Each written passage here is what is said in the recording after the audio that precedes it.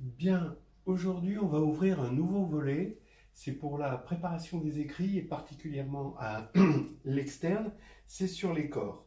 Effectivement à l'externe, c'est pas rare que l'épreuve de maths générale, on soit sur un corps qui ne soit pas R et C. Alors qu'à l'interne, généralement on est sur R ou C, sauf si on fait de l'arithmétique. Alors, le but là ici, c'est de regarder quels sont les types de corps, hein, c'est-à-dire infini ou fini. Voilà, comment vous voulez votre corps, caractéristique 0 ou caractéristique P, algébriquement clos ou pas. Bon, la séparabilité, on dira un petit mot quand même. Le cas spécifique de R et C, qu'est-ce qui fait que R et C sont spécifiques? Et aussi le cas de la caractéristique 2 ou différente de 2.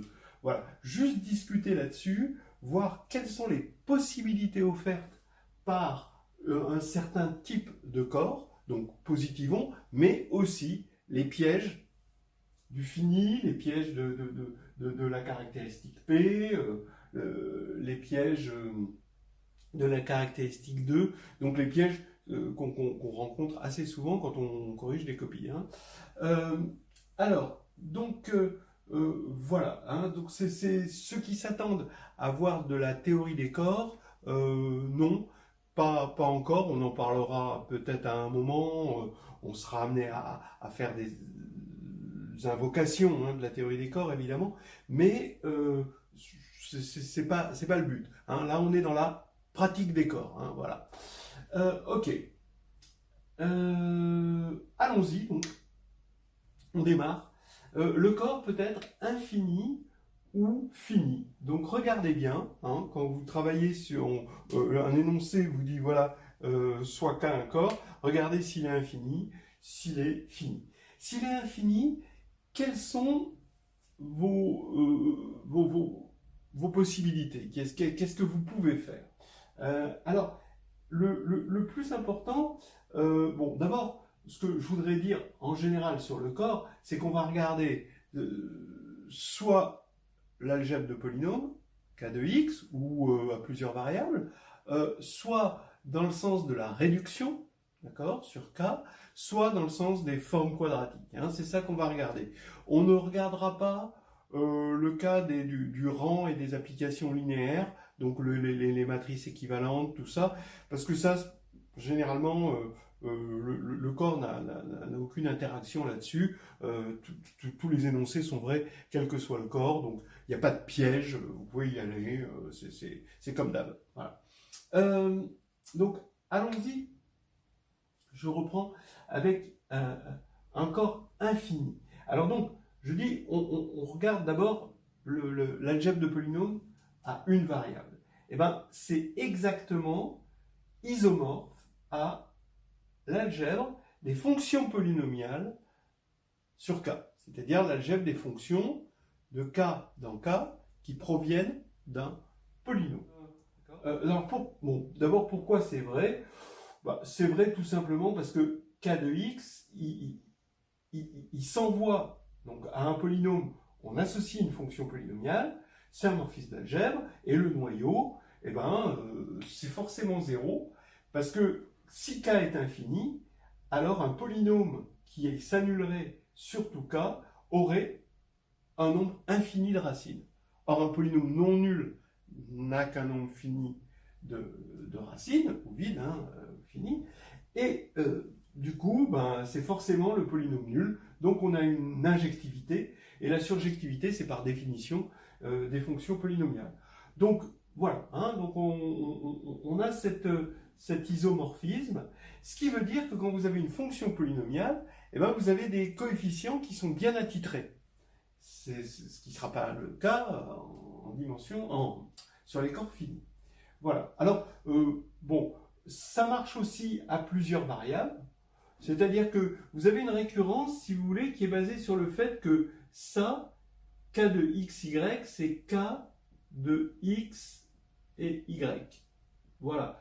Donc, vous pouvez le plonger dans l'algèbre des polynômes sur les fractions rationnelles k de x, les fractions rationnelles, d'accord, le corps, sur y, d'accord, et comme ça, on fait des récurrences assez faciles et on peut montrer que l'anneau des polynômes sur grand X, grand Y, les indéterminés, c'est isomorphe de la même manière aux fonctions polynômes sur K2 cette fois-ci. Par exemple, si on a une équation de conique, c'est pratique parce que sur un corps infini, hein, on peut extraire, si vous voulez, la partie quadratique. On peut dire, tiens, je prends la partie quadratique. Donc ça, c'est quelque chose d'important. Il faut bien voir que c'est parce que les coefficients sont bien identifiés.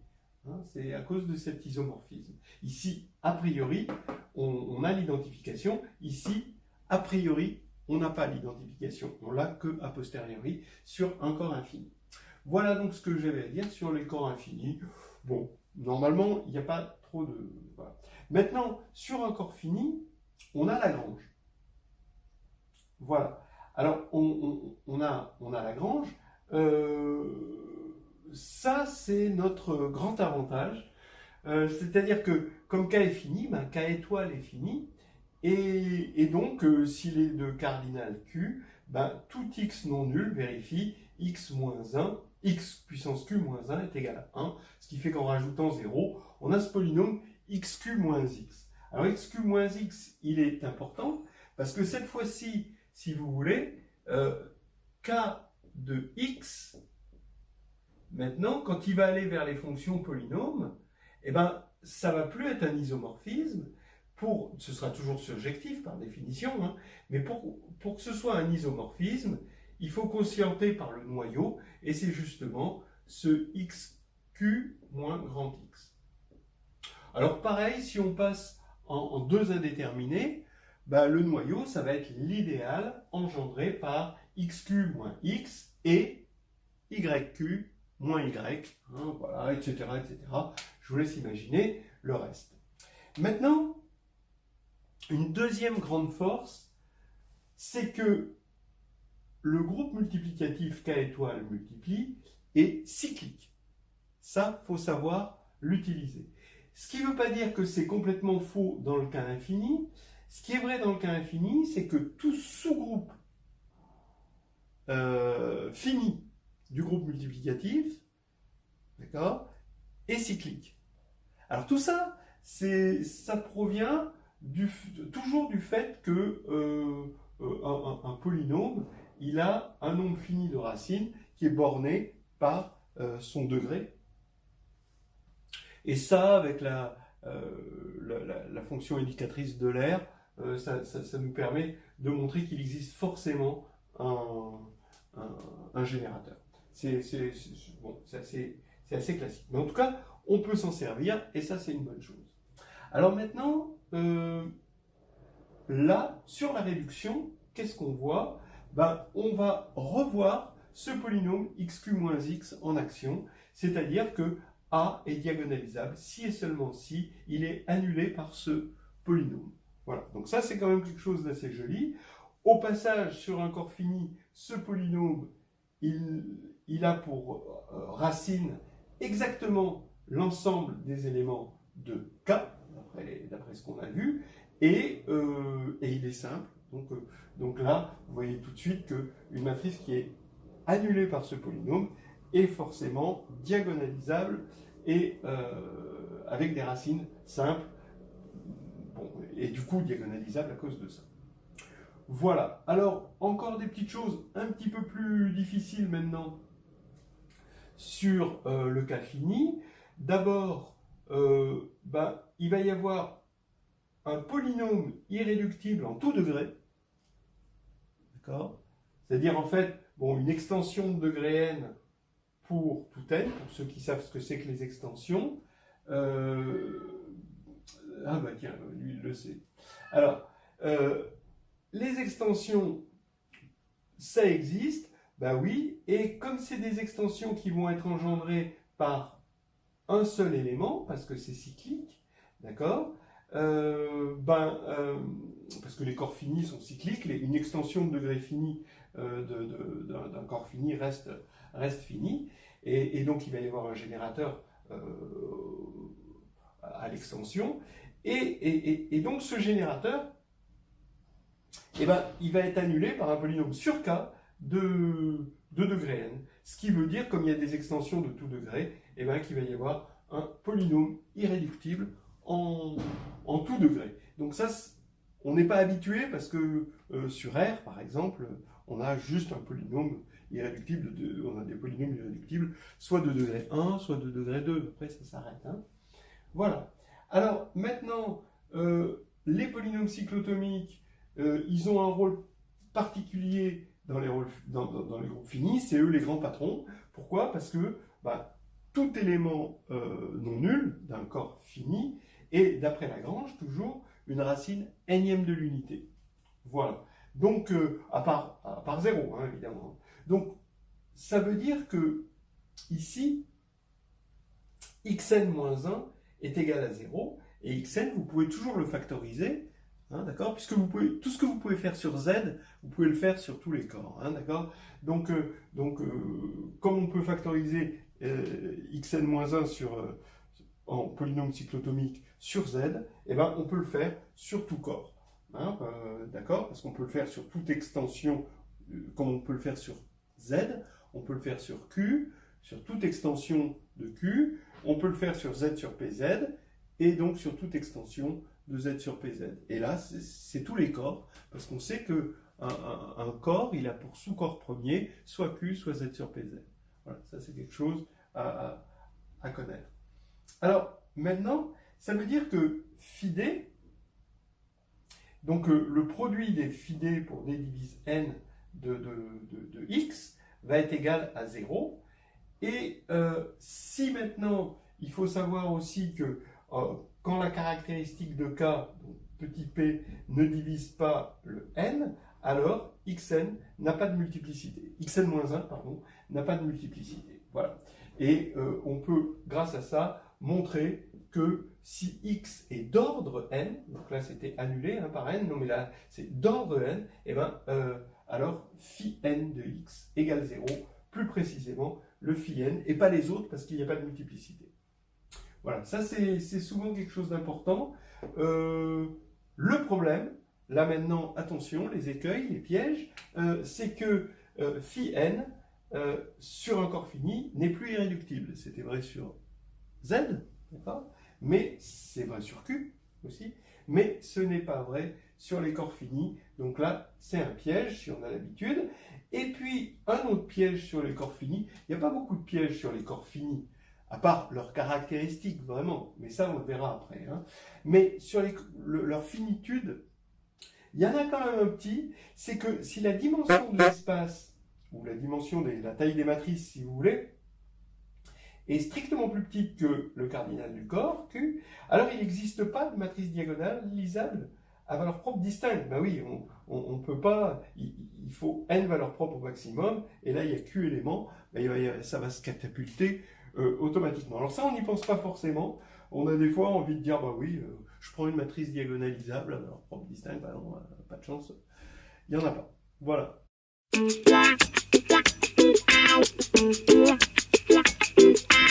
Bien, alors maintenant on va attaquer l'alternative caractéristique 0 ou caractéristique P. Bon, d'abord évidemment, là où on est le plus à l'aise, c'est quand même en caractéristique nulle. D'ailleurs, si on est en caractéristique nulle, c'est qu'on contient Q, et donc c'est qu'on est forcément infini. Hein. Donc après, ça remonte à l'alternative infini ou fini. Alors, ce qu'on peut faire en caractéristique nulle, sur les polynômes, si on doit regarder sur les polynômes, c'est Taylor polynomial. Parce qu'on peut diviser par des factoriels n, hein, la formule de Taylor polynomiale, il y a des factoriels n. Et donc on peut effectivement diviser par des factoriels n. Donc on a la formule de Taylor, hein, je vous rappelle qu'elle est quand même importante, cette formule de Taylor, pour pouvoir euh, affirmer que, par exemple, s'il y a une annulation de certains nombres de dérivés, alors il y a une divisibilité par une puissance de x moins a, etc. Bon, voilà. Autre chose importante en caractéristique nulle, une grande force de la caractéristique nulle, c'est que les sommes de Newton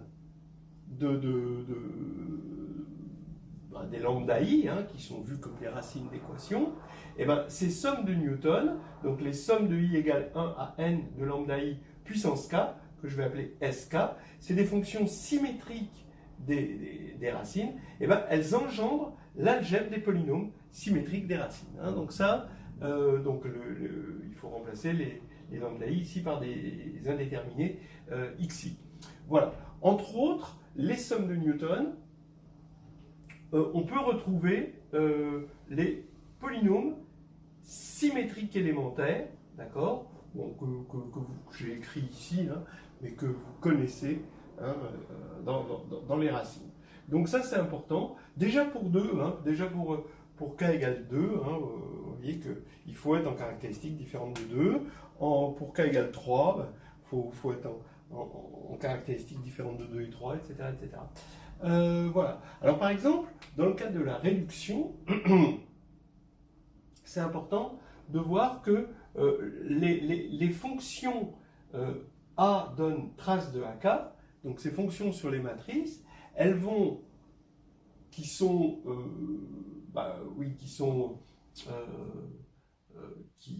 respectent la conjugaison, hein, entre autres, engendrent les coefficients du polynôme caractéristique. Ça explique par exemple que si toutes ces traces sont nulles pour k égale 1 à n, c'est toujours k égale 1 à n, alors on va avoir le polynôme caractéristique qui va avoir tous ces coefficients nuls, donc on aura une matrice nilpotente. Voilà, donc ça c'est quelque chose de typiquement caractéristique 0, ça explose en caractéristique P. Vous regardez la matrice identité de 2 en caractéristique 2, et ben, les traces des puissances de k, ben, elles sont toutes nulles parce que ça vaut tout 2, donc 2 c'est 0, et pourtant c'est pas nilpotent, hein, vous voyez. Donc ça explose. Donc voilà, maintenant la caractéristique P. Alors là, il y a plein de pièges, mais on va commencer par regarder la grande force de la caractéristique P, c'est d'avoir gratos un morphisme de corps. C'est le morphisme x donne xp, et ça vient du fait que les coefficients binomiaux, hein, la ligne P du triangle de Pascal, en quelque sorte, sont tous nuls à part les extrêmes 1 et 1, et ce qui fait que x plus y puissance P en caractéristique P, ça fait x puissance P plus y puissance P. Pour le produit, ça c'est pas un problème. Mais donc on a un morphisme de corps. Donc il faut penser, qu'est-ce que ça veut dire un morphisme de corps? Comment on s'en sert d'un morphisme de corps? Il faut le penser comme le morphisme bar sur C. D'accord? C'est-à-dire, ça vous donne des égalités gratuites. Vous avez une égalité sur R avec un Z qui est sur C. Par exemple, si Z est annulé, un complexe Z est annulé par un polynôme P qui est sur R, alors P de Z bar aussi égale 0. Donc ça vous donne une deuxième égalité. Et puis Z et Z bar, c'est un peu comme des copains de régiment, quoi. Hein. Ils ont été racines du même, ils proviennent des racines d'un même polynôme, hein, x moins z, facteur de x moins z bar, qui est un polynôme réel. Et donc, ils sont associés quelque part, c'est pour ça qu'on les appelle les conjugués. Et bien là, c'est pareil, sauf que les conjugués ne vont pas deux par deux, ils viennent en orbite plus grande, et c'est les orbites du morphisme de Frobenius. Donc, dès que vous avez une propriété polynomiale sur un corps, voilà, vous en déduisez d'autres propriétés, comme vous le faites, donc pensez bien au morphisme, voilà, pensez bien au morphisme bar, l'utilisation du morphisme bar, et essayez d'imiter cette utilisation avec le Frobenius quand vous êtes en caractéristique P, et là c'est quand même très fructueux, hein, c'est vraiment une bonne chose. Voilà, alors maintenant, attention, Taylor, il va être valable jusqu'à l'ordre P-1, mais après, vous n'avez pas le droit de diviser par factoriel P. Voilà. La formule de Taylor polynomiale, hein, je parle, hein, évidemment, hein, parce que je parle pas de celle dans R, l'analytique. Par exemple, donc, il y a des pièges. xp-1 en caractéristique P, ben, c'est x-1 puissance P. D'accord? Et vous voyez que donc xn-1 qui n'avait pas a priori de racines multiples, là tout d'un coup, il peut en avoir des racines multiples. Et en fait, par exemple, vous avez une matrice A en réduction, vous avez un polynôme caractéristique. Bon, ben, vous avez l'habitude que quand vous dérivez le polynôme caractéristique, vous avez quelque chose de non nul, c'est presque évident. Eh bien non, il peut être nul. Parce que vous voyez, par exemple, xp-1, vous le dérivez, ben, ça fait 0. Voilà, en caractéristique P, la dérivée fait 0. Donc ça, c'est complètement contre-intuitif quand on a l'habitude de la caractéristique 0. Pareil, d'autres choses. Imaginez qu'on soit en dimension n, d'accord? Et la trace, vous prenez la trace de IN, de la matrice NN, identité. Bon, ben, c'est n, d'accord? Et dans votre tête, la trace, c'est n, donc ça ne peut pas être nul, parce que n, c'est la dimension. Une dimension, on n'est pas en dimension nulle, vous avez envie de dire, bah non. Mais non, la trace peut être nulle si on est en caractéristique P. En fait, ce n n'est plus tout à fait la dimension. Regardez, rappelez-vous ce que c'est que la caractéristique. Vous avez un morphisme de Z dans K qui, à n, associe n fois l'unité de K. D'accord? Et on a un noyau qui peut être nul si on est en caractéristique nulle, et qui peut être engendré par un nombre premier, forcément, parce qu'on va dans un corps qui est intègre. Donc, il faudrait un nombre premier. Et là, ce serait la caractéristique P. Donc, en fait, ce n, c'est la trace, on est dans le corps. C'est-à-dire que vous voyez la dimension là-dedans, mais en fait, la trace, c'est la dimension vue là-dedans. Et donc, ça peut être nul. D'accord? Exactement le même problème quand vous prenez la trace d'une matrice, vous dites c'est la somme des mi lambda i, où lambda i c'est les valeurs propres distinctes, et mi les multiplicités, et pour vous, une multiplicité c'est non nul. Ben non, parce que là on est passé dans le corps, à partir du moment où on a pris la trace, c'est un élément qui appartient au corps de base, et oui, et donc, les mi sont vus là-dedans et pas là-dedans. Donc ça, c'est un gros piège classique. Il y a aussi des habitudes en caractéristique 2, pensez aux symétries. Hein. Et ben, vous voyez, de la même manière ici qu'ici, et ben, x2-1 n'est pas scindé simple. D'accord? Donc le fait qu'une symétrie soit annulée par x2-1, et ben, ça veut dire que une symétrie n'est pas forcément annulée par un polynôme scindé simple et ce ne sera pas diagonalisable. Par exemple, regardez la transposée des matrices, ben vous n'allez pas pouvoir décomposer les matrices en matrices symétriques plus matrices antisymétriques.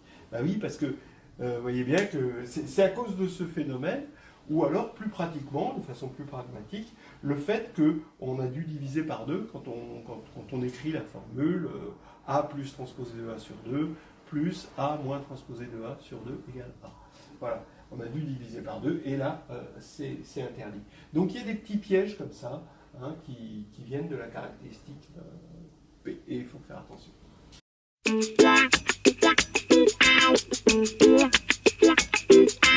Alors maintenant, on va regarder algébriquement clos ou pas algébriquement clos. Alors, d'abord, si c'est algébriquement clos, c'est forcément infini. Hein, d'accord? Oui, quand un corps est fini, il ne peut pas être algébriquement clos, c'est juste une question de dénombrement entre le nombre de polynômes et le nombre de racines possibles. Voilà. Alors il peut y avoir algébriquement clos, ça ne veut pas dire qu'on est sur C. Hein. Il y a la clôture algébrique de FP, il y a la clôture algébrique de Q, il y a la clôture algébrique de R, et C, c'est la clôture algébrique de R, si vous voulez. C'est pas... attention, hein, ça aussi, c'est des fois une naïveté qu'il faut à laquelle il faut prendre garde. Alors, maintenant, dans l'algébriquement clos, commençons par les polynômes. Dans les polynômes, on a une réduction. Tout polynôme est scindé. Voilà. Voilà. Donc, on peut le factoriser en facteur de degré 1. D'accord. Voilà. Maintenant, en termes de réduction, ben ça va impliquer que le polynôme caractéristique va être scindé, et donc toute matrice va être trigonalisable sur un corps algébriquement clos. Et si on doit regarder d'où ça vient que on va toujours avoir des sous-espaces stables de dimension 1, c'est-à-dire des vecteurs propres. Étant donné qu'on va avoir un polynôme caractéristique scindé, on va avoir des valeurs propres, et pour les valeurs propres, on va avoir un vecteur propre, et la droite engendrée par le vecteur propre, ça va être un sous-espace stable de dimension 1. Et en quotientant par ce sous-espace stable, et en faisant une récurrence, on a la trigonalisation. C'est une méthode pour avoir la trigonalisation par le quotient. Voilà, donc ça c'est quand même important que ce 1 du degré des polynômes que l'on a obtenu dans la décomposition d'un polynôme donné se retrouve comme un 1 de dimension de sous-espace stable. D'accord? Alors ensuite, vous avez Dunford. Donc vous avez un Dunford, toute matrice peut se décomposer en diagonalisable plus nilpotent qui commute. Et ce Dunford n'a pas de restriction puisque tout est diagonalisable. Ensuite, vous avez les formes quadratiques. Et là, sur un corps algébriquement clos, à partir du moment où il n'est pas de caractéristique 2, vous pouvez faire la méthode de Gauss. Et la méthode de Gauss, vous pouvez aller jusqu'au bout de la méthode de Gauss parce que tout élément, comme on est en algébriquement clos, tout élément est un carré. Voilà. Alors ça, quand tout élément est un carré, on n'a pas forcément besoin d'algébriquement clos. C'est ce qu'on appelle quadratiquement clos. C'est quelque chose d'un petit peu plus faible. Mais finalement, ça nous permet de ranger tous les coefficients de notre somme de carrés à l'intérieur. Et pour avoir finalement qu'une seule matrice de forme normale, c'est la matrice avec que des 1 et éventuellement des 0, ce qui fait que le rang est un invariant total, donc deux formes quadratiques sont congruentes si et seulement si elles ont même rang. Ça c'est assez fort. Voilà. Alors ce qu'il faut faire attention dans l'algébriquement clos, c'est des fois on a pris l'habitude dans R de diviser par exemple par x2 plus 1. X2 plus 1 c'était jamais nul. Bon voilà. Mais là ça peut être nul. Parce que c'est algébriquement clos, donc oui, c'est fait pour ça. Ça, c'est le petit danger, c'est le petit retour de boomerang de la clôture algébrique. Bon, alors maintenant, quand c'est non algébriquement clos, c'est pas non plus vraiment un problème, mais il faut savoir ce qu'on peut faire. D'abord, la factorisation dans K de x, regardez dans R de x, c'est exactement ça qu'on fait. On factorise et on regroupe des éléments qui étaient conjugués. Et en fait, la factorisation, de toute façon, tous ces anneaux sont factoriels. Donc il y a unicité de la factorisation. Mais il faut voir quels sont les irréductibles finalement. Et les irréductibles de R de x, ce sont toujours les polynômes de degré 1, comme là. Mais pas que, cette fois-ci. On a aussi les polynômes de degré 2. Avec discriminant strictement négatif, mais c'est tout, parce qu'on peut toujours regrouper les racines 2 par 2 conjuguées. Là, ici, on a vu qu'il existait des polynômes irréductibles, on a vu tout à l'heure qu'il existait des polynômes irréductibles de tout degré, quel que soit le degré. D'accord ? Donc ici, c'était juste 2, mais là, vous pouvez avoir des polynômes irréductibles en tout degré. Ça vient du fait qu'il existe une extension Fpn de Fp, qui est de degré n, et qu'elle est engendrée par un élément. Donc on regarde l'annulateur de cet élément minimal. Et du coup, comme irréductible dans Z sur Pz implique irréductible sur Z, implique irréductible sur Q, on va avoir des irréductibles en tout degré sur Q de x. Voilà.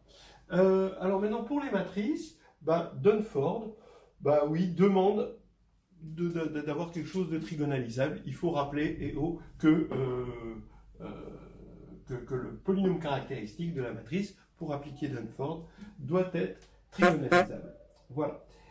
Maintenant, les sous-espaces stables par un endomorphisme ne sont plus de dimension 1, mais en revanche, vous avez des matrices. Regardez, vous prenez un polynôme irréductible et vous regardez sa matrice compagnon, irréductible sur R, bon, et vous prenez sa matrice compagnon, ça va vous faire, par exemple, sur R, x2 plus 1, sa matrice compagnon, ça va être, vous reconnaissez la représentation réelle du complexe I, et ça va vous donner alors vous en avez d'autres, comme ça, vous avez des matrices 2-2 qui n'ont pas de sous-espace stable de dimension 1. Donc si on veut une trigonalisation, une forme de trigonalisation, il nous faut des blocs 1-1. Là, ça va être une trigonalisation avec des blocs qui vont être de taille, ici, les tailles de polynômes irréductibles. D'accord ? Donc ça veut dire que par exemple sur R, on peut toujours trigonaliser en quelque sorte par bloc 2-2. Voilà, ça c'est bon à savoir. Mais sur FP et sur Q, alors là, on trigonalise par bloc, mais par bloc irréductibles qui peuvent être de taille quelconque. Donc pensez à des matrices compagnons de polynômes irréductibles. Comme le polynôme caractéristique est irréductible, il ne peut pas y avoir de sous-espace stable. Vous pouvez démontrer ça. Voilà. Donc ça, c'est des petites choses. Maintenant, en ce qui concerne les formes quadratiques, donc quand c'est plus algébriquement clos, alors là, c'est dramatique. Le changement de passage, alors, on arrive avec la signature à s'en sortir un peu sur R, mais après, sur les autres corps, sur Q, c'est vraiment très difficile. C'est les principes de Haas et les trucs comme ça qui sont vraiment hors portée. Voilà. J'ai mis là, un petit peu à part, les problèmes quadratiques en fonction du corps. Alors là, généralement, ce qui va faire vraiment la distinction dans un premier temps, c'est la caractéristique 2 et la caractéristique différente de 2. Donc en caractéristique 2, déjà, vous regardez AX2 plus BX plus C égale 0. Vous voulez le résoudre, et là, vous voyez que vous retournez à l'âge de pierre, quoi. Ça va être tout noir. Ta gueule. Ça va être tout noir. Ta gueule. Il faut diviser par 2. Non, on peut pas. Donc vous voulez résoudre ça, allez-y. En caractéristique 2, voilà, on ne peut pas diviser par 2. La formule ne marche pas. Alors comment on résout ? Voilà, déjà, le problème est posé. Ensuite, les formes quadratiques, on n'a pas de forme polaire, parce qu'encore, la forme polaire, on divise par 2. Donc c'est une théorie complètement à part. Juste pour vous donner un tout petit aperçu, regardez la formule, à cause du Frobenius, on a x2 plus, grâce au Frobenius, on a x2 plus y2 égale x plus y carré. On est très content souvent, mais là, c'est dramatique pour les formes quadratiques, parce que là, on avait l'habitude que cette forme quadratique-là, elle est de rang 2, parce qu'on a 1, 1, et celle-ci, elle est de rang 1. Donc, vous voyez que l'égalité prouve qu'il n'y a pas une notion habituelle du rang, on ne peut pas définir le rang d'une forme quadratique comme on a l'habitude de faire, c'est dramatique. Bon, maintenant, en caractéristiques différentes de 2, ouais, donc déjà, ces problèmes, on sait résoudre l'équation du second degré, si on sait ce que c'est qu'un carré, d'accord, voilà, parce que le truc, c'est que le discriminant, on veut que ce soit un carré. Si c'est un carré, on sait résoudre. Donc, il faut comprendre le groupe suivant, K étoile sur K étoile carré. Ça, c'est un groupe multiplicatif. Ça, c'est un sous-groupe multiplicatif. Les carrés, ça forme un sous-groupe multiplicatif. Donc, il faut regarder le quotient. Alors, que se passe-t-il ? Ça, selon les corps, donc ça, c'est probablement le premier objet à regarder quand on attaque un problème quadratique sur un corps. Hein. Alors C, bah, c'est facile parce que tout nombre est un carré, c'est quadratiquement clos, puisque c'est algébriquement clos. Et ben C, ça va faire le groupe trivial. R étoile sur R étoile carré. C'est le signe, d'accord? C'est ce qu'on appelle le signe. Donc un élément non nul, eh ben, son signe, ben, ça va être plus si sa classe là-dedans c'est la classe de 1 et moins si c'est la classe de moins 1. En fait, cet objet-là, pour R, a pour cardinal 2, a pour ordre, puisque c'est un groupe, il a pour ordre 2. Voilà. Donc c'est ce qui nous donne le signe, c'est ce qui nous donne le signe du discriminant, mais il faut bien prendre conscience que on a appris au lycée le signe du discriminant. C'est quelque chose de typiquement réel. Quand on est sur un corps quelconque, c'est pas le signe du discriminant, c'est quelle est la classe du discriminant dans K étoile sur K étoile carré. C'est ça le bon objet. Il se trouve que pour R, c'est 1 moins 1, ce truc-là, donc c'est le signe. Mais en général, ça n'a aucune raison d'être le signe. Et puis, pour les formes quadratiques, ça a donné la notion de signature. Hein, d'accord, avec des plus ou moins.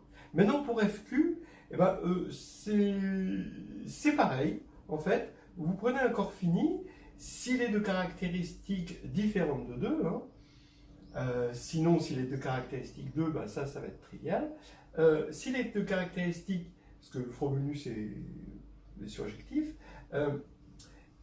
s'il est de caractéristiques différentes de 2, alors FQ sur FQ carré, pour des raisons purement de dénombrement, hein, et on regarde le noyau, on regarde l'image, etc., et ben, ça va être de cardinal 2, donc c'est 1 et un non carré. Parce que des fois, moins 1 peut être un carré. D'accord? Donc c'est 1 et un non carré. Donc ça nous permet de regarder le discriminant d'une forme quadratique, c'est-à-dire le déterminant d'une matrice de la forme quadratique modulo les carrés. Et ça c'est un invariant, parce que les matrices entre elles qui sont congruentes, ben, elles ont même discriminant, c'est-à-dire modulo les carrés, elles ont même déterminant. Alors après, pour le corps Q, là c'est beaucoup plus compliqué parce que Q étoile sur Q étoile carré, bah, il n'est plus de cardinal 2, il est de cardinal infini. Par exemple, les nombres premiers, hein, d'accord, vous prenez les nombres premiers, ils sont dans Q, et ben, ils sont distincts modulo des carrés. Forcément, vous ne pouvez pas écrire 2 égale 3 fois un carré rationnel. Ça, c'est pas possible. Un carré réel, oui, mais un carré rationnel, non. Voilà, donc ça, c'est le bon objet à regarder pour les formes quadratiques. Alors après, il y a le groupe de Witt d'un corps, c'est le stade après, mais là, ça part plus loin. Après, vous pouvez le regarder dans le livre de Clément de Segabazis, forme quadratique. C'est très très bien. Ça va être tout noir. Ça va être tout noir.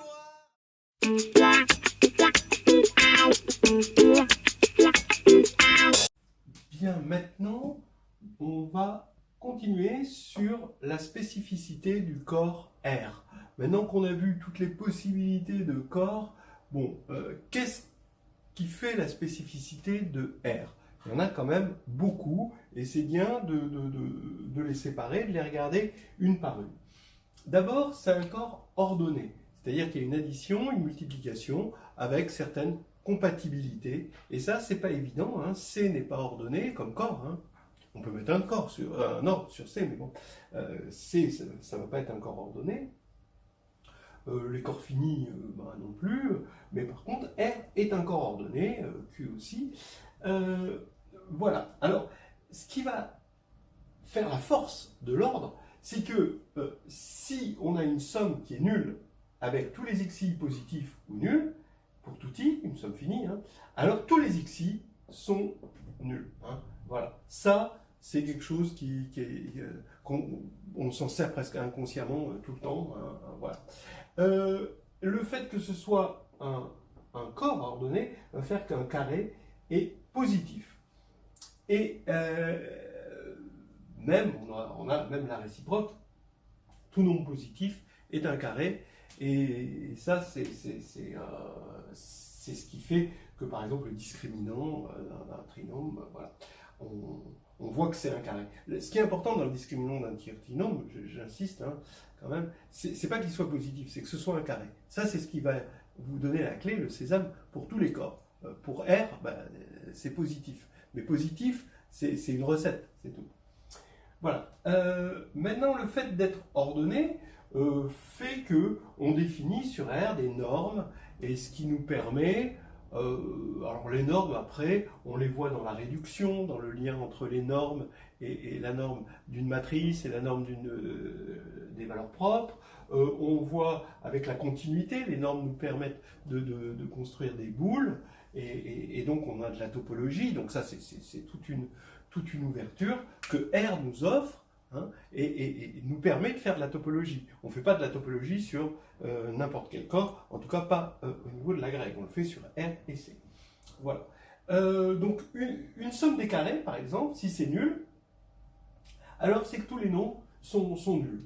Donc par exemple, on a des produits scalaires, et ça c'est parfait, c'est-à-dire qu'on a des formes quadratiques, on définit des formes quadratiques définies positives, voilà, sur R. Et donc, ce qui est très fort, c'est que l'intersection entre un sous-espace et son orthogonale, c'est forcément nul, et donc ils sont en somme directe.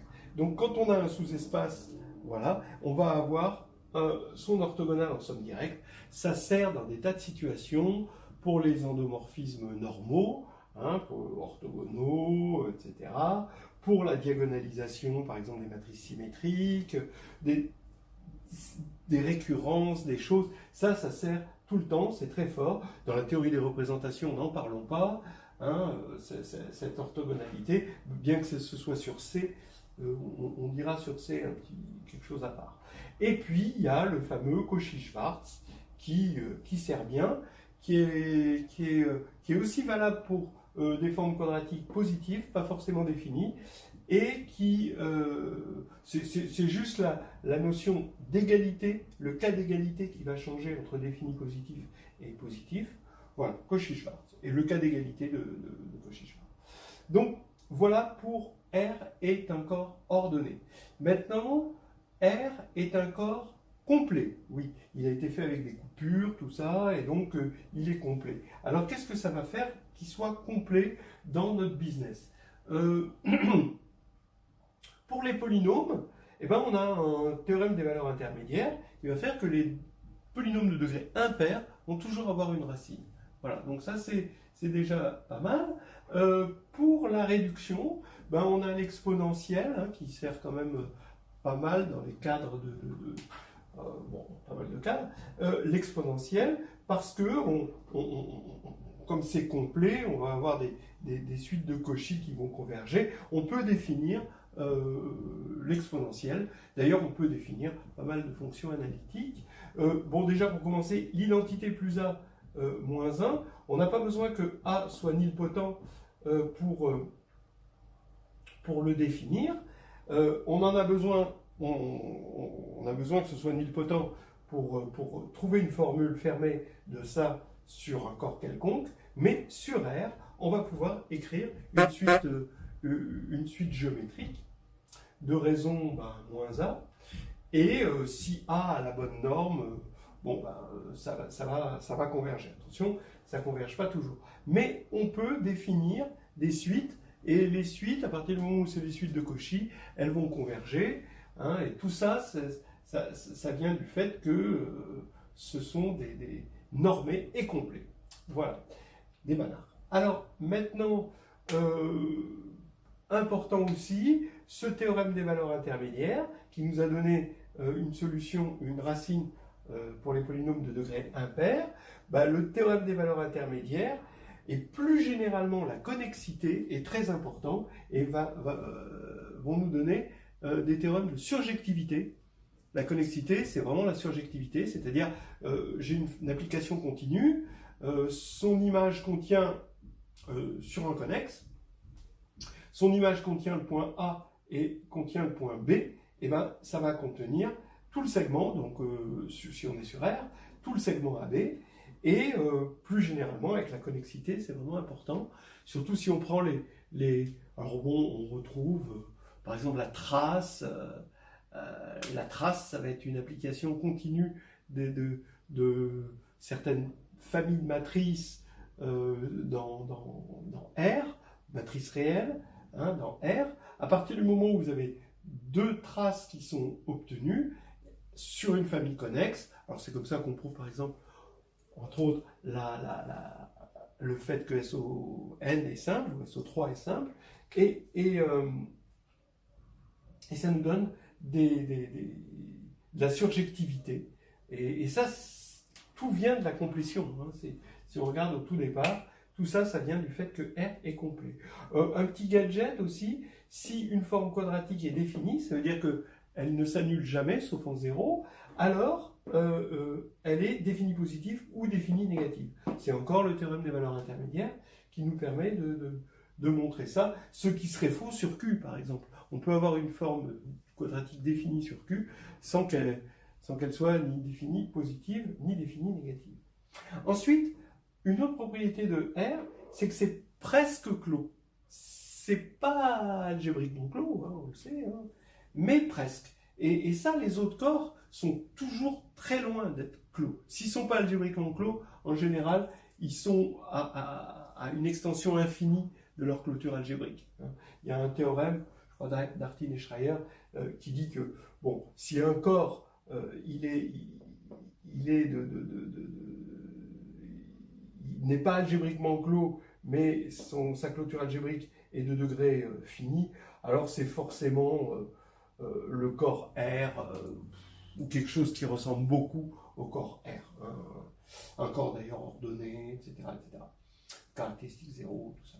Bon, donc voilà les choses qui font le corps R, qu'on est content, tout ce qu'on fait, ça, c'est parce qu'on est dans R. Mais par contre, maintenant, il faut faire attention, si vous n'êtes pas dans R, ben, en général, vous ne pouvez pas, ou R ou C, hein, alors vous ne pouvez pas faire toutes ces choses. Bon, on va terminer ce volet avec le corps C. On a déjà dit pas mal de choses sur le corps C, mais là, on va conclure après R, on parlait de C. Alors, ce qu'il y a de bien, c'est qu'il est complet, il est clos. Ce qu'il y a de pas bien, c'est qu'il n'est pas ordonné. Donc, comme il est algébriquement clos, ben, toute matrice est trigonalisable, donc ça, on en a déjà parlé. Ce qu'il y a de fort, bon, alors pour les polynômes, le fait qu'ils soient clos, ça, on en a déjà parlé. Hein. Mais pour les matrices, ce qui va être bien, c'est qu'on a une notion de limite, grâce à la complétion, et clos. Donc ça va faire qu'on va avoir une topologie, une notion de densité, et toute matrice va être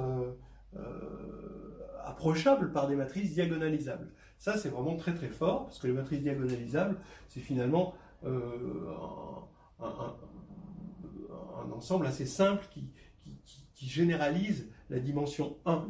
Donc, bon, sur les matrices diagonalisables, les choses sont quand même assez simples, et de penser que toute matrice est approchable c'est une très très bonne nouvelle par des matrices, donc il y a une densité des matrices diagonalisables dans l'espace des matrices tout court.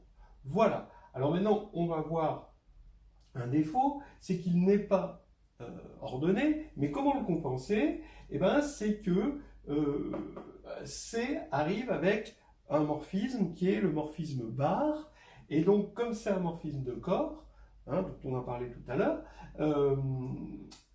ZZ bar est un morphisme parce que c'est le produit de morphisme, d'identité Z bar, qui va aller de C, mais cette fois-ci dans R.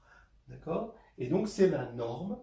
Et donc là, on ramène des problèmes de C à un problème où on est sur un corps ordonné. Et c'est ce qui permet, c'est pour ça qu'on définit des formes hermitiennes, parce qu'on ne peut pas, les formes quadratiques, elles ne vont pas vérifier les propriétés qu'on veut, mais en revanche, les formes hermitiennes ont une notion de positivité, parce qu'elles vont avoir des valeurs réelles, et cette notion de positivité va encore construire des orthogonaux. Hein. Alors ceux qui connaissent le théorème de Maschke, d'accord, de semi-simplicité en théorie des représentations, pour les représentations de groupes finis sur C, et voilà, ils voient l'utilité des formes hermitiennes. Voilà.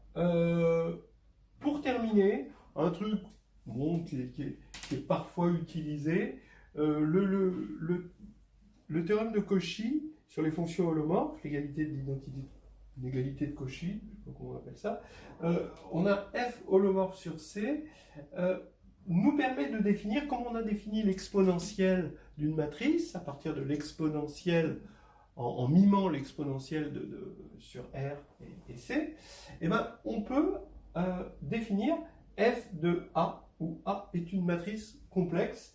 Comment on regarde 1 sur 2 pi i, on mime cette formule de Cauchy, on prend l'intégrale sur une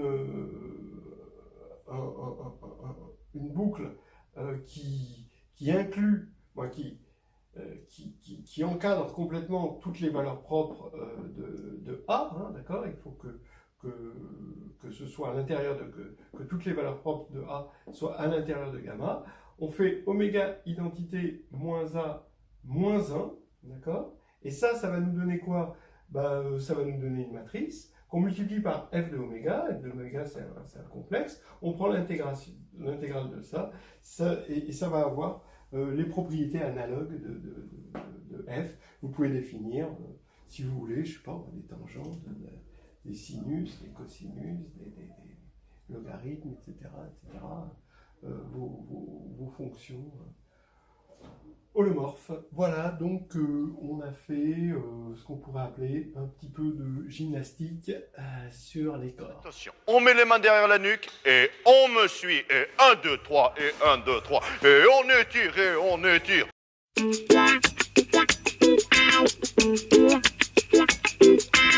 Voilà, on a fait 4 premiers volets où on étudiait les types de corps. On a plutôt fait de l'anatomie des corps.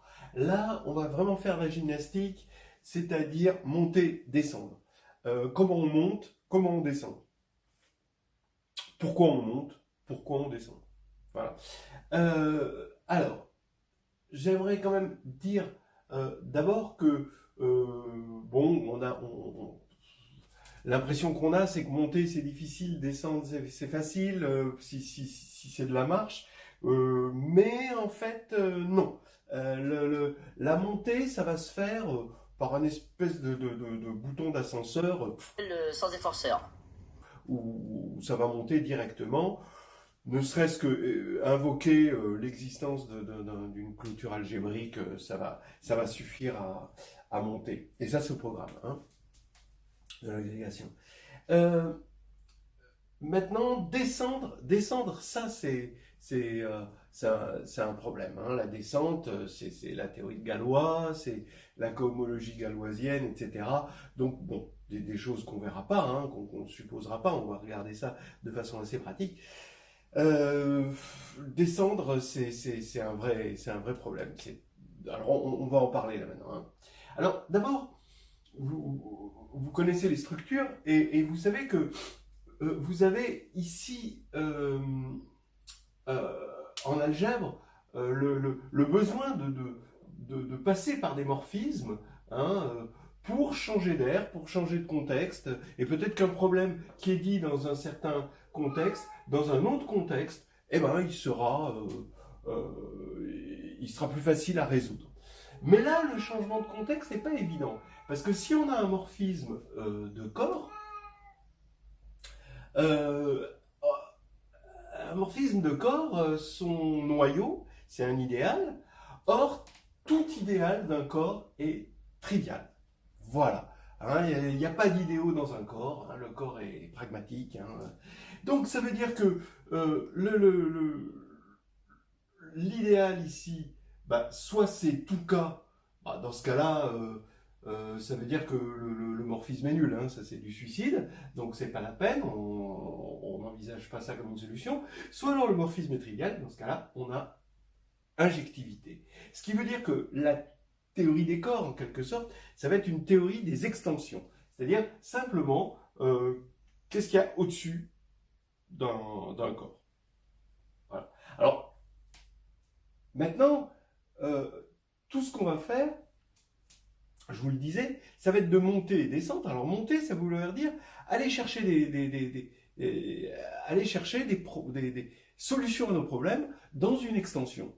Mais après, il faut descendre, c'est-à-dire faut ramener notre problème, comme on le dit souvent, dans les termes qu'il a été énoncé, c'est-à-dire sur le corps. Donc il faut revenir après sur le corps de base. Alors, c'est difficile. Regardez par exemple l'excellent livre que je peux vous conseiller, c'est le petit cours d'arithmétique de Serre, hein, qui est vraiment tout petit, effectivement, mais il est surtout concis. Quand on regarde les problèmes, où il regarde les formes quadratiques, d'abord c'est sur C, donc vous voyez, ça s'appelle les complexes, et pourtant c'est ce qu'il y a de plus simple, hein, sur C, voilà, donc ça c'est une ligne, et puis après c'est sur R, donc ça va être 3 lignes.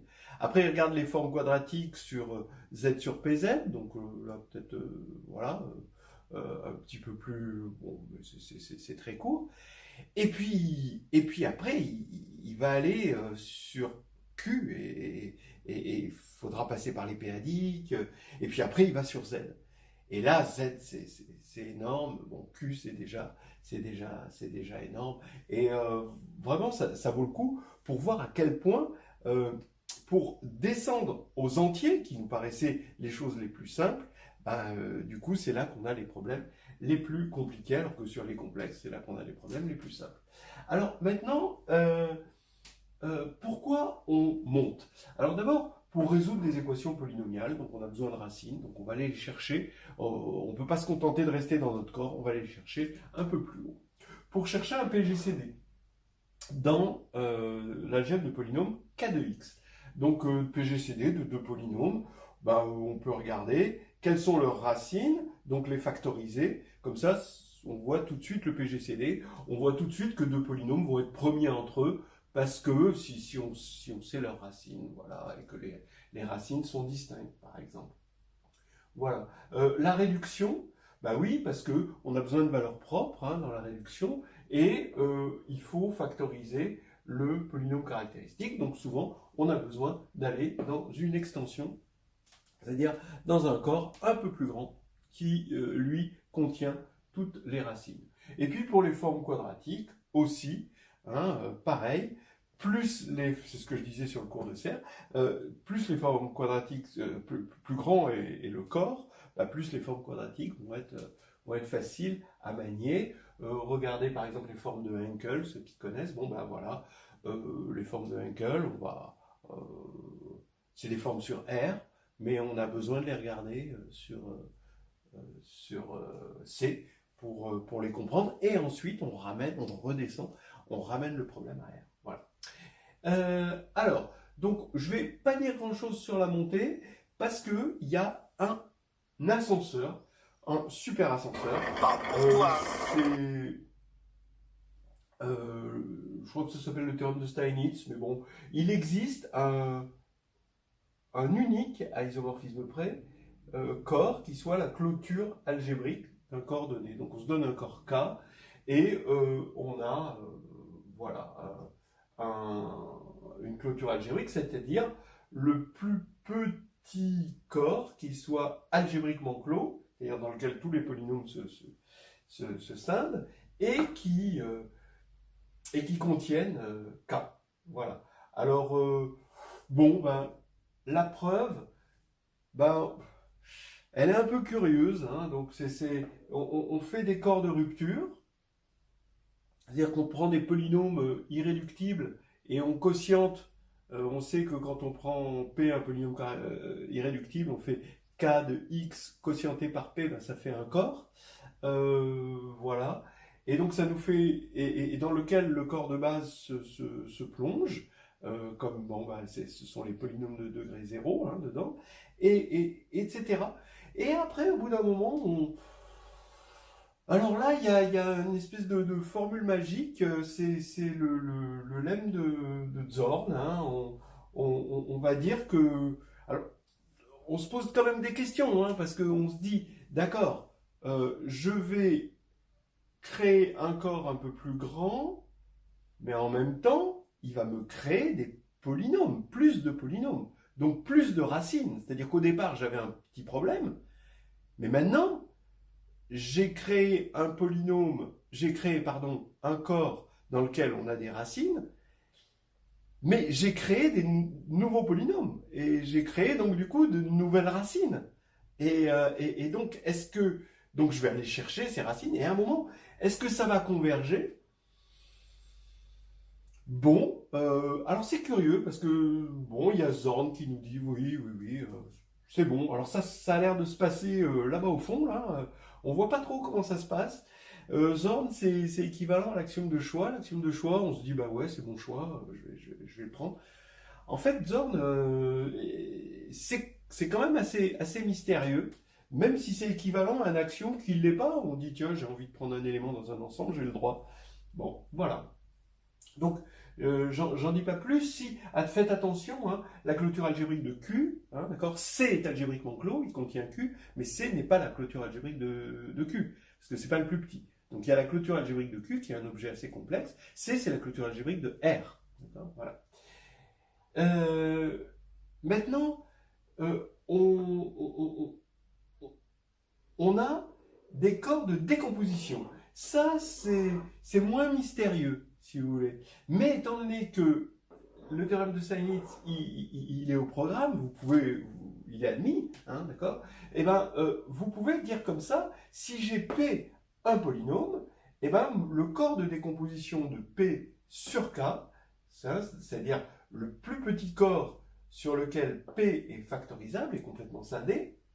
Donc c'est L égale K de lambda 1, etc., lambda n, les lambda i sont les racines de P, et ben on va les chercher où ces racines, bien sûr, parce qu'elles sont où ces racines, ben dans la clôture algébrique qu'on a admis. Donc ça c'est très pratique pour la montée. D'accord? Donc tout est fait avec des corps de rupture. Hein, des corps de rupture, c'est rien.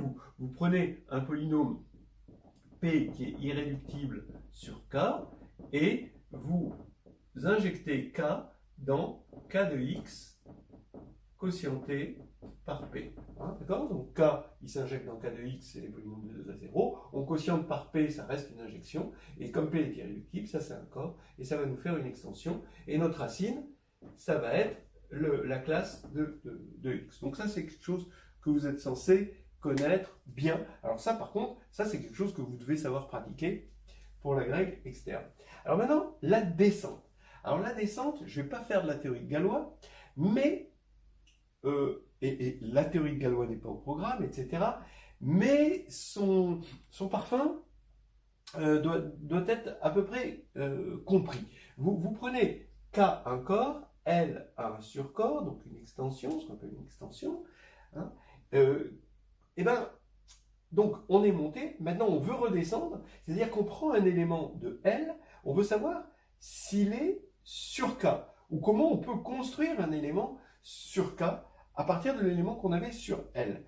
Et ben, pour qu'un élément de L appartienne à K, et ben, il y a un groupe, c'est faux ce que je dis en général, mais avec des bonnes hypothèses, il y a un groupe qui contrôle, hein, c'est le videur, c'est lui qui va dire, allez, toi tu vas dans K, toi tu vas pas dans K, c'est un groupe, et pour qu'un élément de L soit dans K, il faut qu'il soit invariant par le groupe. Voilà, qu'on appelle le groupe de Galois, tout ça. Alors, bon, il faut voir ça juste dans la pratique. Si on regarde C et R, on prend un élément de C, à quelles conditions il appartient à R? Ben, s'il est bar invariant.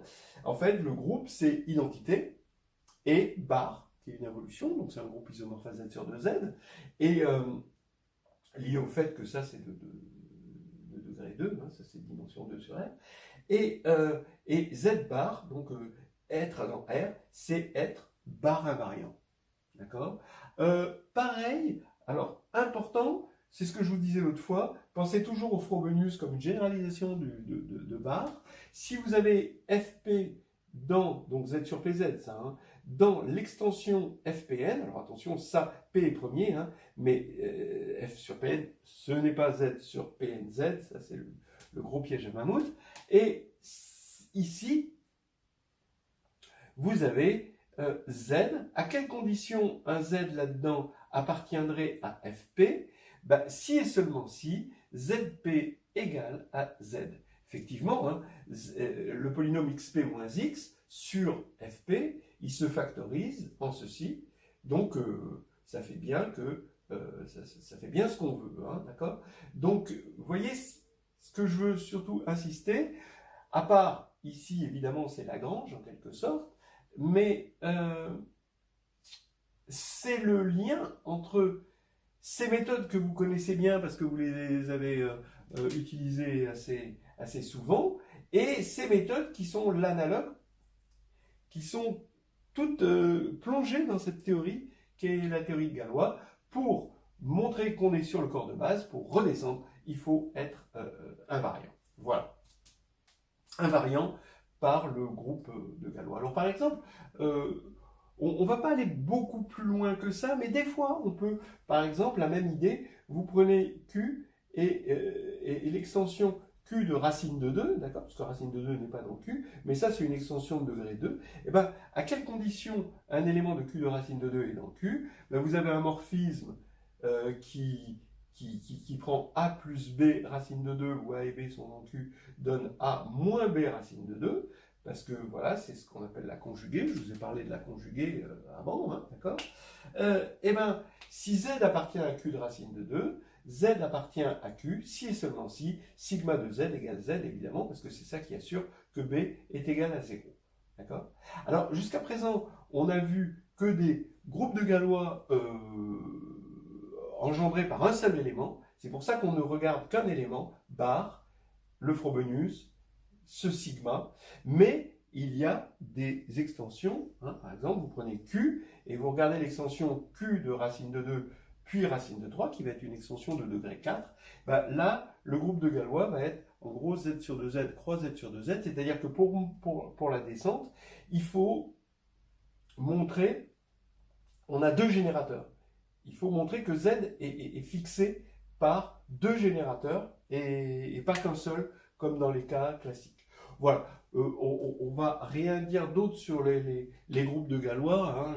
Je voulais quand même vous montrer les exemples classiques, hein, quadratique pour C, quadratique sur Q, non quadratique donc de degré N, mais sur Z sur PZ, avec le Frobenius, et puis juste un petit contre-exemple, pour ne pas se dire qu'à chaque fois il y a un seul générateur.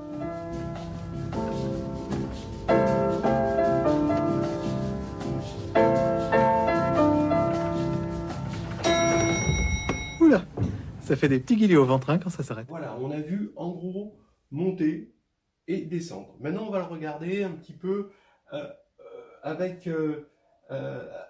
l'utilisation de certaines techniques, surtout d'invariants, d'unicité. Hein, je vais vous en parler. Regardons ce qui se passe quand on regarde les PGCD dans le cas de X. On prend deux polynômes dans le cas de X. Donc si L est un corps qui contient un K, bah forcément K de X est dans L de X. Et on peut se demander, est-ce que le PGCD de A et B vu dans K est égal au PGCD de A et B vu dans L? Si vous y réfléchissez, si vous regardez la définition première du PGCD, c'est pas une question stupide. On pourrait se dire qu'il y a beaucoup plus ici dans L de diviseurs, et donc de plus grands diviseurs, il se peut qu'il y en ait un autre plus intéressant. Donc c'est pas évident. Une certaine divisibilité, d'accord, mais l'autre, c'est plus difficile. Alors, voilà un théorème qui va nous permettre de conclure qu'effectivement, la réponse est oui. Hein, oui, c'est que si D, dire que D, un unitaire hein, dans K de X, est égal au PGCD ici je vais dire sur K, ça revient à dire, c'est un si et seulement si, que D, bien sûr, fois un minimum divise A et B, mais qu'il y a une identité de Bezout avec U et V dans K de X. Finalement, ce théorème, et là je voudrais insister, c'est un théorème d'unicité. Voilà, c'est un théorème d'unicité. C'est-à-dire que il existe un unique D qui sera, donc ça, voilà, qui sera égal au PGCD. Il existe un unique D unitaire qui vérifie ça. Donc finalement, c'est l'unicité qui va faire que ça c'est vrai, parce que à partir du moment où K est inclus dans L, eh ben, le fait que ça divise dans K, ça implique le fait que ça divise dans L. Le fait qu'on a cette identité, ben, elle va être vraie aussi dans L. U et V sont dans K de X, donc ils sont dans L de X. Donc c'est l'unicité qui vous permet de dire effectivement que ça c'est égal à ça. Voilà, et c'est tout. Alors, faut faire attention parce que l'unicité, c'est quand même l'utilisation de l'unicité, c'est pas très bien manipulé par les candidats, hein, souvent. Par exemple, le syndrome, c'est quasi psychanalytique, c'est au lieu d'utiliser l'unicité, de dire je peux les construire avec l'algorithme d'Euclide. Je construis mon D avec l'algorithme d'Euclide et je vois bien que ça reste dans K de X. Bon, d'accord. C'est vrai, c'est constructif et je comprends qu'on a besoin de se rassurer avec des choses un petit peu constructives. Bon, voilà. Hein, mais psychanalytiquement, c'est bizarre, mais ça fait plus de... C'est plus difficile pour vous, comme ça, hein, je constate, de parler d'unicité. Et généralement, les gens préfèrent se rassurer avec de la construction. Ça va être la même chose avec le rang. Hein. Regardez le problème du rang. Vous avez une matrice ou un système de vecteurs, ou une application linéaire, mais on va le regarder matriciellement, parce que de toute façon, le rang, ça, on sait que c'est équivalent, ces notions de rang. On est sur un corps K, on prend une matrice A rectangulaire, hein, Mn sur K, et on a une notion de rang, voilà, de A, et on a aussi une notion de rang sur L. D'accord ? Puisque A étant une matrice sur K, c'est aussi une matrice sur L, parce que L contient K. Et on voudrait savoir, donc c'est quand même deux définitions qui a priori sont différentes, parce que là, on regarde une dimension sur K, là, on regarde une dimension sur L, et on voudrait savoir si les deux notions de dimension, les deux notions finalement de rang, coïncident. Alors, ben pareil, il y a une certaine unicité du rang, une caractérisation, ce qu'on appelle une caractérisation du rang. Regardez le théorème. Le rang de A, ici, qui est dans Mn de K, c'est R. Si et seulement si, il existe PQ dans GL de K. Alors, P, ça va être dans GL, si M, ça va être à gauche, donc left, donc M. Et puis l'autre, ça va être dans N, hein, attention, hein, de K, voilà, tel que PAQ-1, on peut même mettre PAQ, hein, de toute façon, vu que je n'ai pas dit ce que c'était P et Q, j'ai le droit de mettre PAQ, égale IR, donc la matrice de Mn de K, on part d'un 1 en haut à gauche, et on descend avec R1, ici, il y a exactement R1. Voilà. Alors pourquoi ce théorème va nous permettre de répondre oui à cette question, d'accord? Eh bien parce que c'est encore un théorème d'unicité, hein, d'unicité et de caractérisation du rang. Regardez, à partir du moment où vous voulez regarder le rang de L, maintenant ça c'est le rang de K si vous voulez, si vous voulez regarder le rang de L, est-ce qu'il existe P et Q là-dedans? Ben oui, parce que P, il est sur K, donc il est sur L, Q aussi. Est-ce qu'il est inversible? Ah, est-ce que inversible sur K, ça implique inversible sur L? Ben oui, puisque il y a un inverse qui est sur K, oui. Vous pouvez le faire avec le déterminant, bon, qui est non nul sur K, donc il est non nul sur L, mais vous pouvez aussi le faire de façon plus naturelle, avec simplement, il existe un inverse. Et la matrice IR reste là. Donc le rang va être le même grâce à cette caractérisation qui implique voilà, une certaine unicité. Donc ce sont des théorèmes de caractérisation unicité qui vous permettent de faire ça, plutôt que, bien sûr, hein, il y a des arguments qui sont valables, des arguments constructifs. Bah, le rang, je le calcule à partir de ma matrice selon une méthode de Gauss, une méthode du pivot, et bon, je vois bien que je reste dans le corps, et même si j'étais dans un surcorps, eh ben, dans une extension, eh ben, je resterai dans le corps. Bon, c'est une façon de faire, mais ça c'est quand même plus élégant, plus chirurgical. Voilà. Voilà, alors le rang, on vient de voir qu'il était indépendant du corps. À partir du moment où on prend une matrice qui est sur un corps K, ben, on peut remonter, ça ne va pas changer le rang. Et ben, d'après la formule du rang, vous voyez que ça va impliquer que la dimension du noyau est aussi indépendante du corps. Bon, et là, ça commence à devenir la porte ouverte à la réduction. Parce que les invariants de la réduction, c'est souvent des dimensions de noyau. Hein. Donc on va prendre A, une matrice, à partir de maintenant, dans Mn de K, et on veut la réduire. Ben, on regarde bien sûr son polynôme caractéristique. Lui, bon, c'est évident, c'est un déterminant. Lui, c'est évident qu'il ne va pas dépendre du corps sur lequel on se trouve, du surcorps de K, l'extension de K sur laquelle on se retrouve. Mais regardez la multiplicité géométrique. C'est donc la multiplicité algébrique, il n'y a pas de problème, mais la multiplicité géométrique, c'est la dimension, pour une valeur propre lambda, c'est la dimension d'un noyau. Donc cette dimension, que ce soit sur K ou sur L, ça va être exactement la même chose. Donc les multiplicités géométriques, ça ne dépend pas du corps.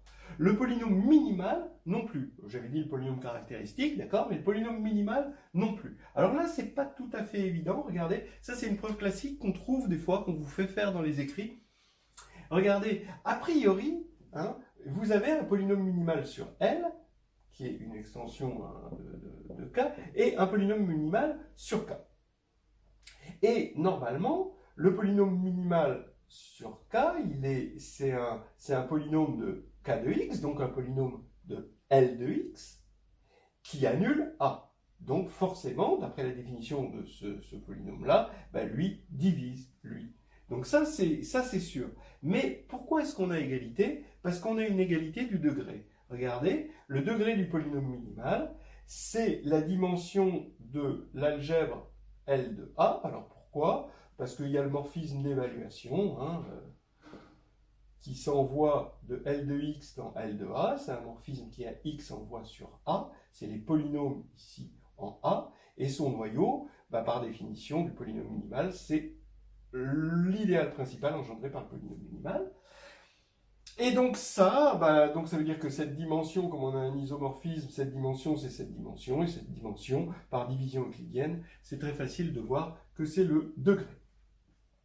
Donc vous avez que ce degré, c'est cette dimension. Cette dimension, bah, c'est le rang de la famille IN A jusqu'à AN-1. C'est pas la peine de rajouter les autres, parce que d'après Cayley-Hamilton, A puissance n s'écrit en fonction des autres. A puissance n plus 1, du coup, va s'écrire aussi, bon, par récurrence. Donc, si vous voulez, ça, c'est engendré par cette famille-là, toujours.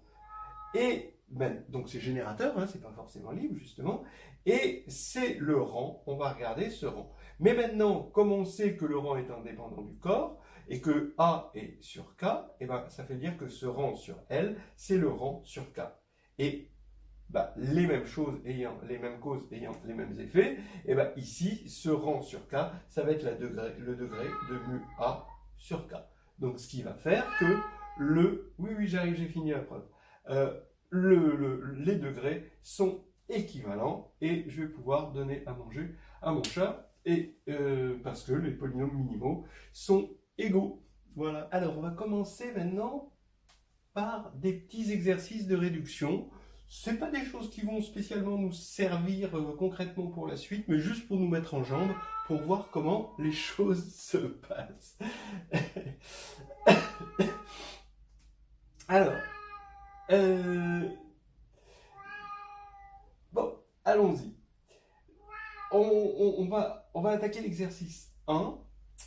On prend deux matrices diagonalisables, donc c'est des matrices carrées, hein, tout ça, hein, diagonalisables sur un corps K, ça veut dire, entre autres, en particulier, que les valeurs propres de A et A' sont dans K, sont sur K, et on suppose, donc il faut montrer que A et A' sont semblables sur l'extension L, si et seulement si A et A' sont semblables sur K. Voilà. Hein. Alors, bon. Ensuite, N et N', pareil, nilpotent. Voilà. Le fait d'être semblable sur L, c'est équivalent à semblable sur K. Et on suppose que Kia scindé sur K. Alors, il va y avoir une décomposition Dunford. D'accord? Donc, c'est Dunford. Voilà. Sur K. Et c'est Dunford sur L. Est-ce que c'est la même décomposition sur K et sur L? Voilà, je vous laisse réfléchir un petit peu à ça.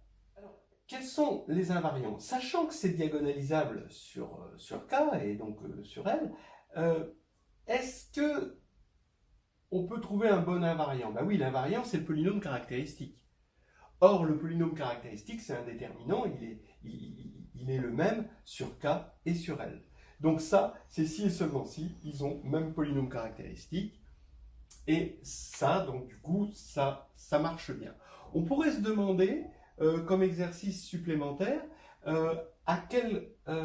est-ce que le fait que A soit diagonalisable sur L implique que A est diagonalisable sur K, sachant hein, que les valeurs propres, elles sont toutes dans K. Alors là, c'est un petit peu plus fin, parce qu'il faudrait utiliser la caractérisation de la diagonalisabilité que la multiplicité algébrique est égale à la multiplicité géométrique. Puis, ce qu'on a vu tout à l'heure, c'est que ces multiplicités algébriques et géométriques sont indépendantes du corps. Donc là, ça c'est pas mal. J'aurais dû vous faire aussi cet exercice-là, qui est quand même très bien. Voilà. Alors après, le deuxièmement, N et N' nilpotent sur K.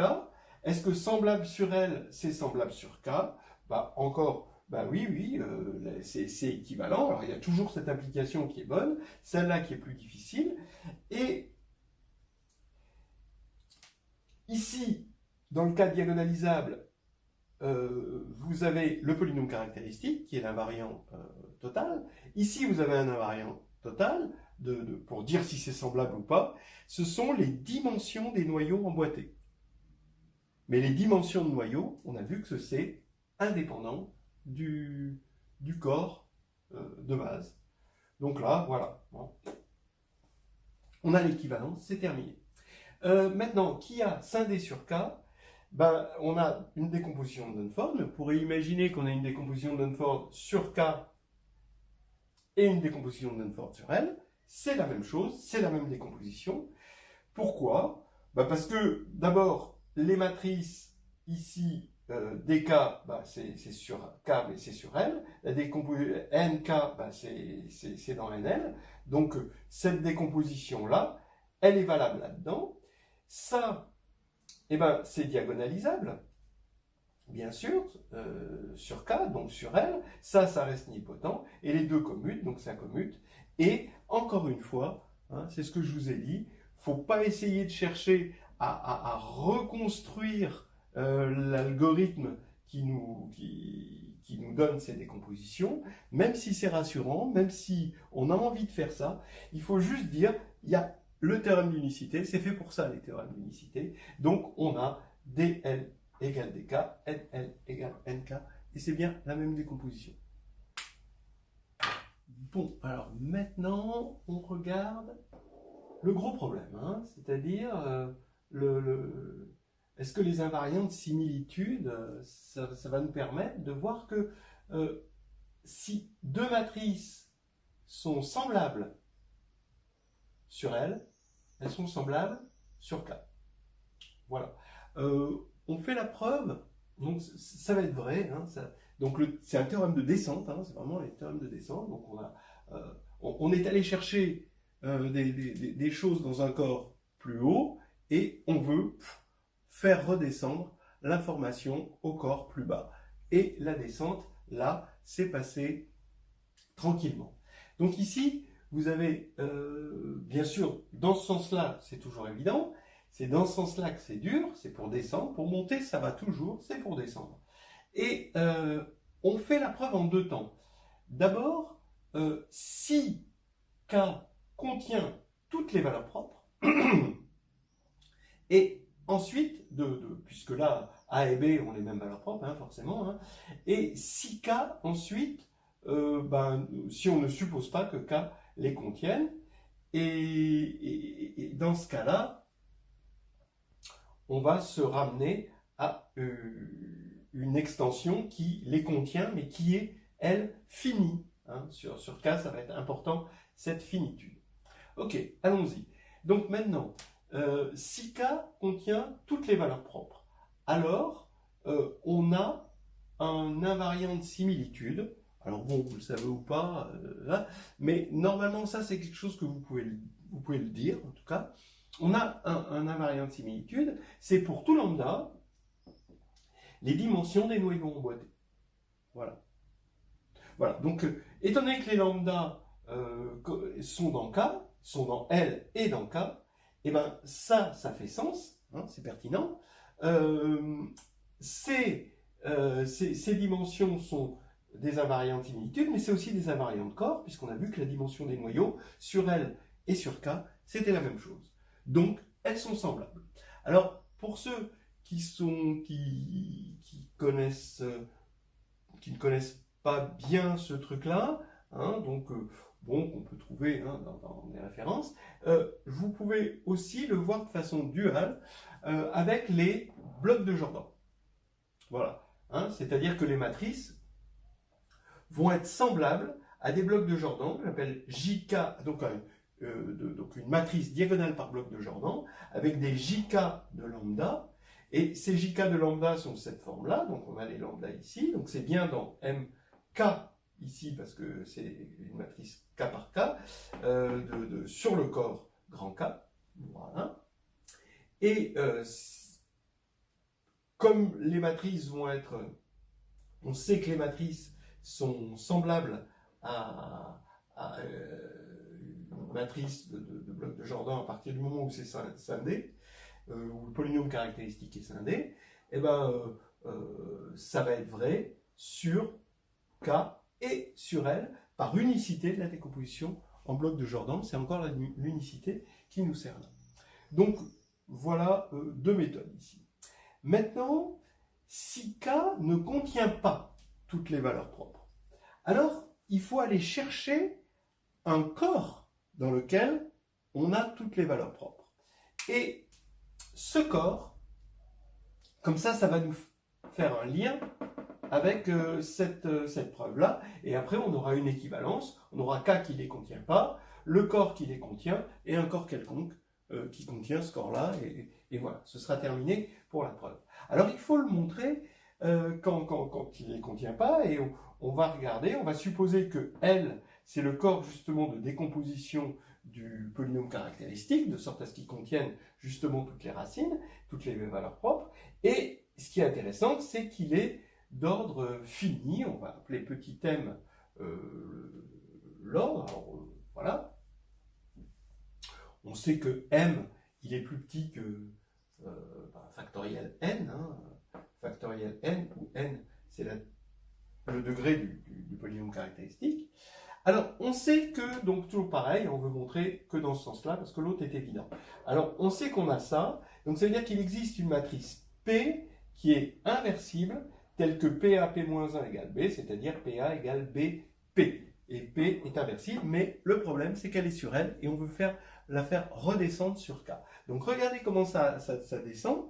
Et comme ça, c'est un espace vectoriel sur K, et qui est de dimension finie, M, on a une base, une K-base EI, avec les EI dans L.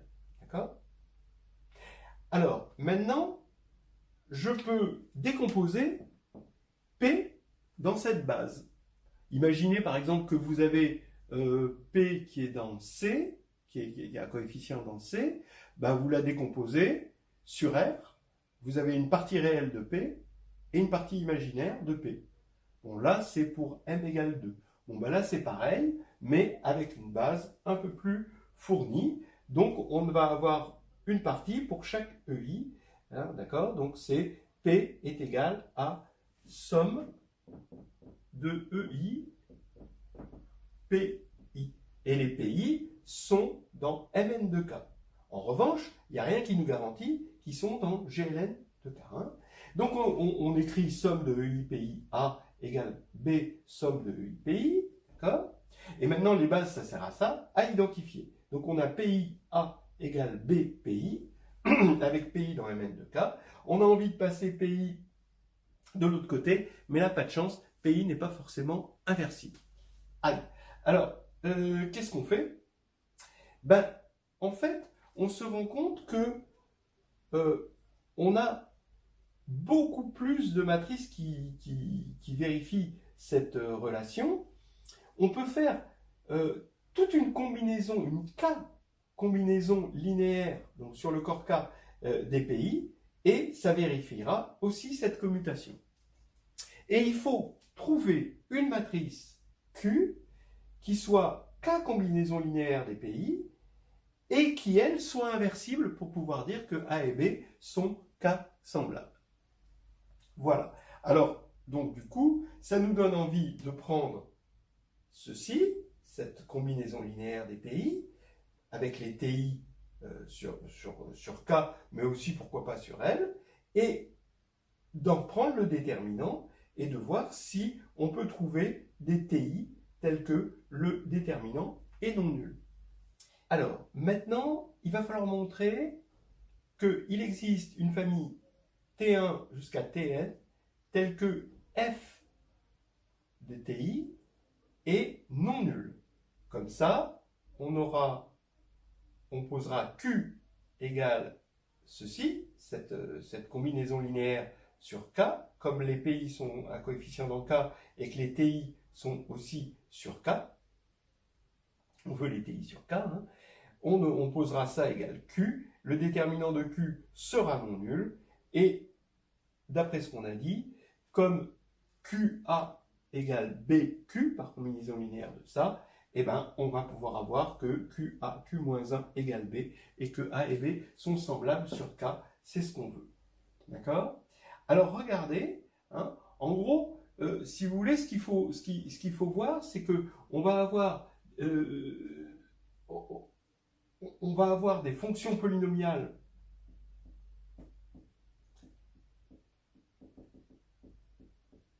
des polynômes ici, et des fonctions polynomiales sur K. D'accord? Alors, regardons ce truc-là. Ici, cette fonction-là, d'accord, je vous laisse vous convaincre qu'elle est polynomiale en les TI. Et elle est à coefficient dans K, parce que les PI sont dans Mn de K. Maintenant, cette fonction-là peut être vue aussi comme une fonction sur Ln. Parce que ça, bon ben voilà quoi, hein, on a L, c'est un coefficient dans K, donc dans L, et on peut le voir comme fonction polynomiale sur Ln. D'accord? Voilà. Alors maintenant, regardez bien. La fonction ici, cette fonction-là, sur Ln, elle est non nulle. Pourquoi? Parce que donc f est non nul sur Ln. Hein, car quand on regarde sur E1, En, cette fonction à n variables, ben, ça va faire le déterminant de somme de EI. Alors les EI, je vous rappelle qu'ils sont dans L, hein, c'est une base de L. Même. Donc ici, on va avoir le déterminant de la somme des EIPI. La somme des EIPI, c'est P. Donc le déterminant de P, il est non nul parce que P, il est dans GLN. D'accord? Voilà. Et donc, c'est une fonction non nulle. D'accord? Donc ça veut dire que ici, c'est non nul. Maintenant, ça veut dire que ici, et en fait ici, parce que le polynôme qui correspond, il est un coefficient dans K, hein, on l'a dit, hein, parce que les P sont dans la même de K, donc on a ici, ça correspond ici à un polynôme non nul. Bah oui, parce que s'il était nul là, bah il serait nul là. Donc là, il est non nul, mais comme il est non nul et que K est infini, on sait que le noyau de ça est nul, ça, bon, je l'avais déjà dit avant, et ben, tac, ici, ça va nous donner quelque chose de non nul. Donc, la fonction, hein, vous avez vu ce petit jonglage là, la fonction ici qu'on va obtenir est non nulle. C'est-à-dire qu'il va exister T1, etc., Tn, tel que f de T1 jusqu'à Tn est non nul. Donc, on va poser Q égale somme de TI, PI, pour cette famille TI qui est assurée non nulle.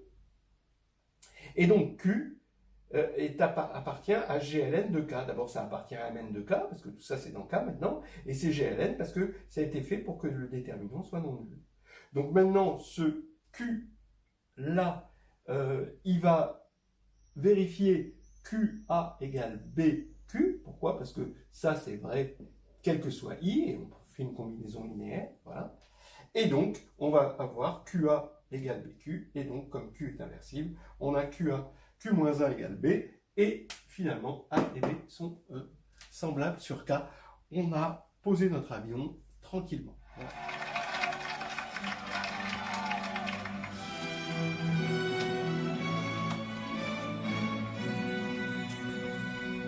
Ben voilà. On y est, enfin. Je crois pas, non. Comment ça? On a atterri. Mais on n'est pas arrivé.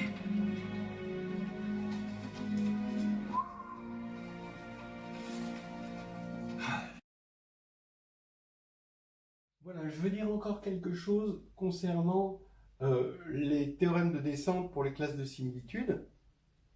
Vous avez un théorème qui n'est pas au programme, qui est la décomposition de Frobenius, mais que pas mal de gens connaissent parce qu'à l'externe, ils l'ont travaillé pour l'oral ou des choses comme ça. Bon,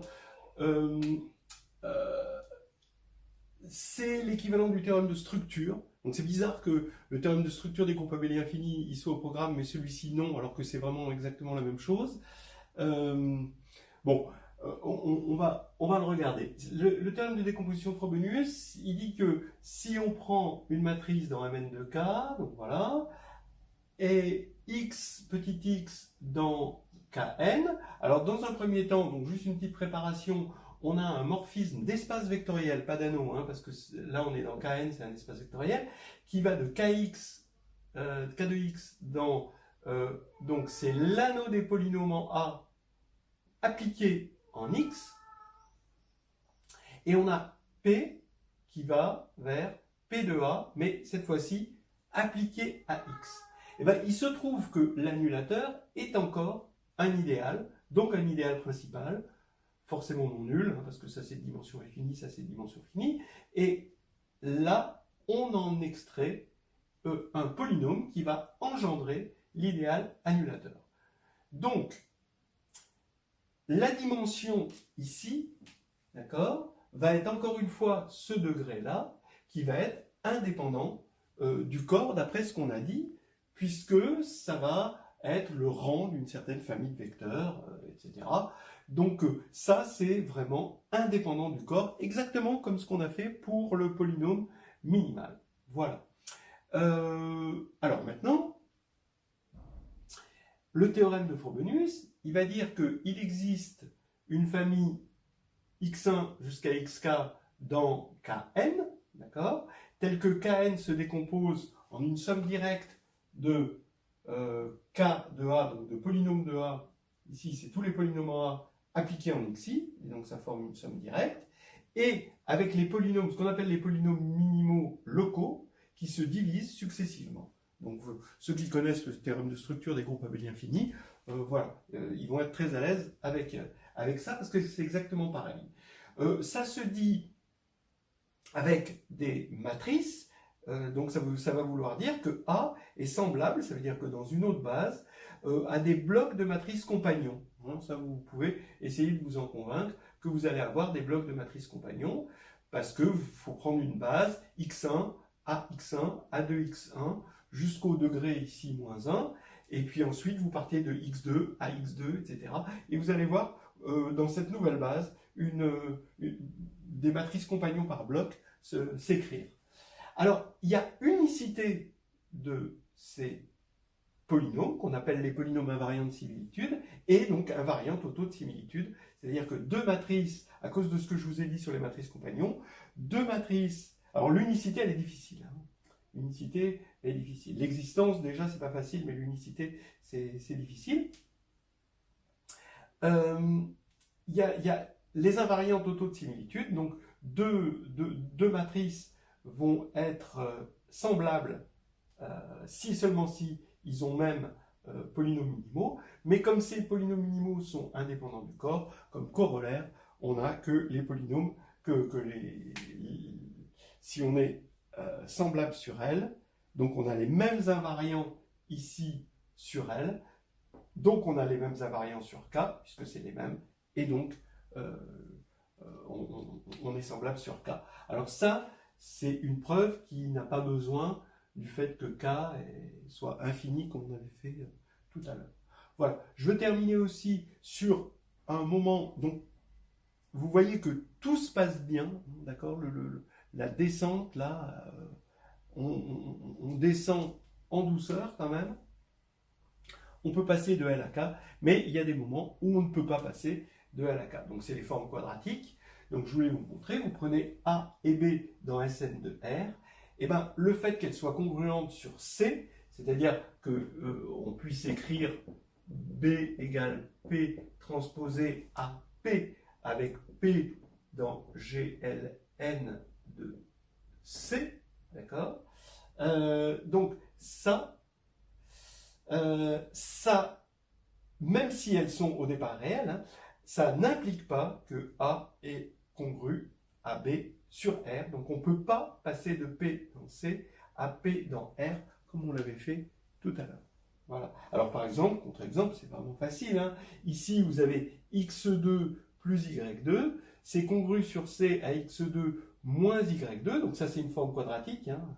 Donc ça c'est pas une matrice, hein, mais là je regarde la matrice symétrique comme une forme quadratique, ça veut dire 1, 1, d'accord, si on veut, 1, 1, 0, et 1, moins 1, 0. Voilà, ça c'est congru, parce que ici, j'ai qu'à faire le changement de variable, x égale petit x, et grand y égale petit y, donc sur C, petit y, pardon, et là, donc sur C, on voit bien que c'est congru à cause de ça.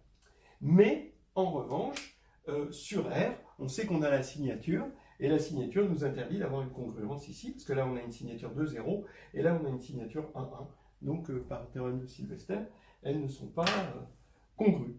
Voilà, donc je vous laisse imaginer, je reviens maintenant sur ce petit livre de Serre, sur le cours d'arithmétique de Serre, qui est magnifique, concis, etc., que je conseille à tout le monde comme lecture de vacances. Donc, c'est les formes quadratiques, c'est C, et on atterrit avec Serre de C, bon, grand pilote, hein, Serre, C, R, les péadiques, Q, principe de Haas, et là Z. Bon, c'est un merveilleux roman, quoi. Voilà, une grande descente. Mesdames et messieurs, ici le commandant Bordier, nous venons d'arriver à New York JFK Airport International. Je vous souhaite un agréable séjour et espère vous revoir très prochainement sur nos lignes Air France et je vous dis à bientôt. Et